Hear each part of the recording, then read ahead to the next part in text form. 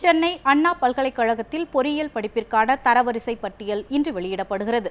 தமிழகத்தில் அரசு உதவி பெறும் மற்றும் சுயநிதி பொறியியல் கல்லூரிகள் என 538 கல்லூரிகள் உள்ளன. இந்த கல்லூரிகளில் அரசு ஒதுக்கீட்டில் பிஇ, பிடெக் உள்ளிட்ட பொறியியல் படிப்பில் மாணவர்களை சேர்ப்பதற்கு அண்ணா பல்கலைக்கழகம் ஆண்டுதோறும் கலந்தாய்வு நடத்தி வருகிறது. இந்த நிலையில் தமிழகத்தில் பொறியியல் படிப்பில் சேர்வதற்கு விண்ணப்பித்துள்ள 134,994 மாணவர்களுக்கான ரேண்டம் எண் அண்மையில் வெளியிடப்பட்டது. இதனை அடுத்து பொறியியல் படிப்பில் தரவரிசை பட்டியல் இன்று வெளியிடப்படுகிறது.